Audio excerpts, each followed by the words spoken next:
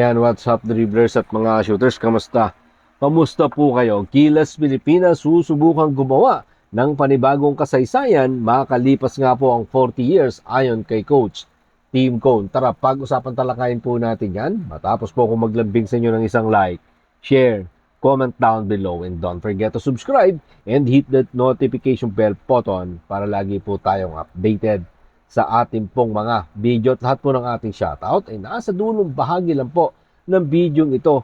Sa susunod na linggo, lalabanan ng Gilas Pilipinas ang mga pinakamahuhusay na kupunan sa Asia sa pagpapatuloy nga po ng 2025 FIBA Asia Cup dyan sa Saudi Arabia. Susubukan nga po ng 12-man ng Gilas Pilipinas squad na maghari sa regional tournament sa unang pagkakataon simula po noong 1985. Dahil noong taong iyan, itinaas nga po ng ating delegasyon ng Pilipinas sa pangunguna ni Samboy Lim at the Triggerman Alan Caedik ang championship trophy dyan sa Kuala Lumpur, Malaysia, matapos nilang talunin ang South Korea. Ngayon, makakalipas nga po ang 40 years, muling tatangkain ang pambansang kupunan ng Gilas Pilipinas na muling makuha ang titulo, kung saan sinabi nga po ni Gilas Pilipinas head coach Tim Cone na layunin ng kupunan ang inaasam ng lahat, ang gintong medalya. Narito po mga sinabi ni Coach Tim Cone sa ulat ni Ralph Edwin Villanueva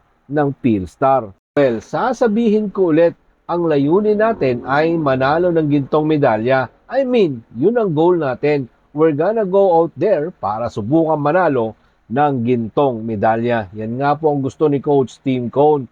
Yan ang hangarin ng ating pambansang kupunan ng Gilas Pilipinas. In 2013 and 2015 edition, nagtapos ang ating Gilas Pilipinas with a silver medal at napanalo na naman ng Australia ang gintong medalya. Kasama ni Coach Tim Cone, susubukan ng Gilas Pilipinas at ng mga manlalaro na muling gumawa ng mahalagang kasaysayan. Dahil simula nga po noong 2023, ginawa ni Coach Tim Cone ang isang makasaysayan. Ngayon, susubukan niyang uli pigilan ang run ng Australia. Pero kailangan dumaan ang ating pambansang kupunan ng Gilas Pilipinas sa isang mahirap na daan, mahirap na laban na tayo, ikaw, ako, tayong lahat naniniwala na kayang lagpasan ng ating pambansang kupunan ang mahirap na daan na ito.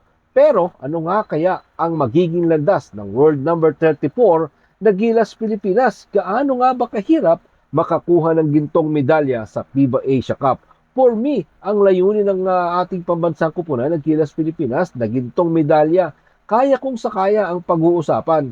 Mga shooters, need lang ng ating pambansang kupunan ng Gilas Pilipinas maging consistent, maging aggressive, play on defense, and play sa system na meron sila. Kasama ng ating national team sa Group D, ang Chinese Taipei, na una nilang makakabakbakan. Susunod dyan ang New Zealand at siyempre huli nilang makakalaban ang Iraq.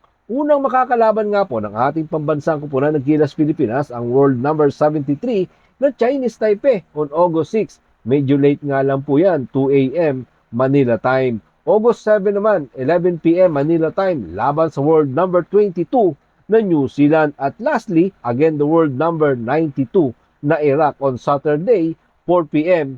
Pinas time, para makasiguro ng magandang pagtatapos sa si Gilas Pilipinas sa Group D. Dapat maging number 1 sila dahil according to the FIBA, ang ikalawa at ikatlong pwesto na mga kupunan ng bawat group ay mapupunta sa qualification round para sa quarterfinal. So good luck for our very own Gilas Pilipinas. Siyempre, kailangan natin ipagtasal ang mga laban ng ating pambansang kupunan para sa kanilang hinahangad na gold medal dito sa FIBA Asia Cup. Maraming salamat po sa inyong panonood. Ano naman po ang inyong maging opinion?